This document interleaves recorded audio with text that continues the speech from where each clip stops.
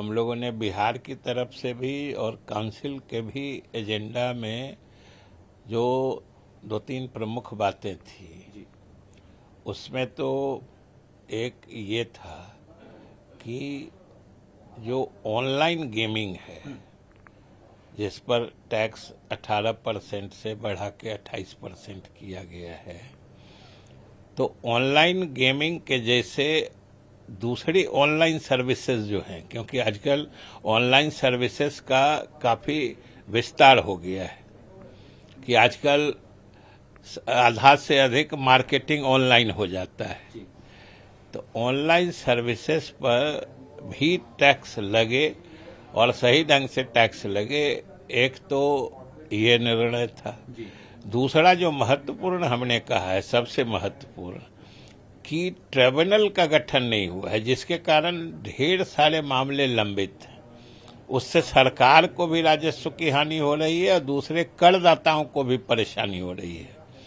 तो हम लोगों ने मांग की है कि भाई राष्ट्रीय स्तर पर भी और राज्य स्तर पर भी जो ट्रिब्यूनल यानी न्यायाधिकरण का गठन होना है उसे शीघ्रातिशीघ्र कर दिया जाए, जिससे मतलब जो लंबित मामले हैं, विवादास्पद मामले हैं, उनका भी निराकरण होगा और करदाताओं को भी एक दिशा मिलेगी, एक रोशनी मिलेगी।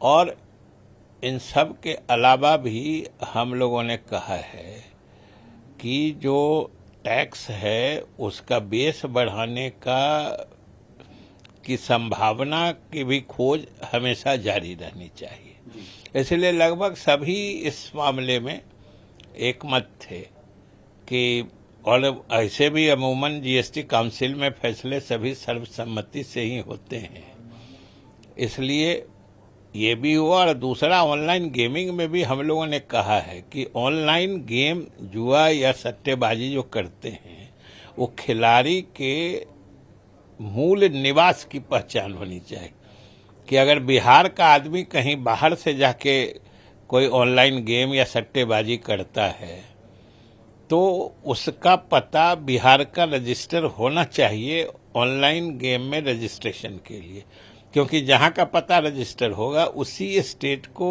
जीएसटी का आधा शेयर मिलता है।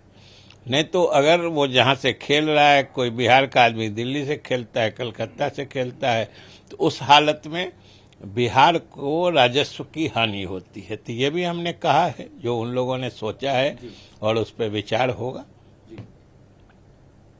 सर, किया जिसके बाद राजस्थान और छत्तीसगढ़ में भी अब कांग्रेस इसको लेकर के मुखर है। वो कह रही है कि अगर दोबारा सरकार हमारी आती है तो हम पूरे राज्य में जातिगत जनगणना करवाएंगे। कैसे देखते हैं? ये तो एक तरह से संभावित ही था जी।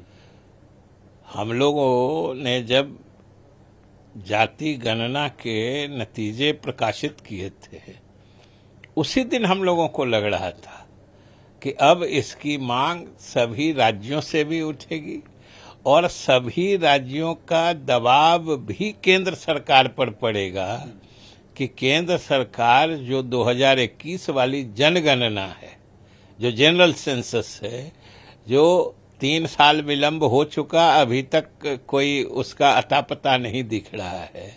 इसलिए अब केंद्र सरकार पर भी दबाव बढ़ेगा कि 2021 वाली लंबित जनगणना का कार्य जाति आधारित ही हो, और जिसकी उम्मीद थी, जो संभावित था, वो हो रहा है। सारे प्रदेश की तरफ से आवाज आ रही है, सारे दल अब लगभग भाजपा को छोड़ के इस मानसिकता के हैं कि जाति आधारित गणना होनी चाहिए।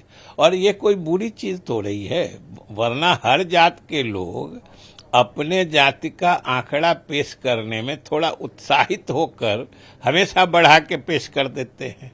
तो अब कम से कम एक वास्तविक प्रामाणिक आंकड़े तो हर जात के उपलब्ध हैं, वरना सब लोग तो अंदाज से अपना कोई 15%, कोई 20%, कोई 18% अपने मन से करते थे।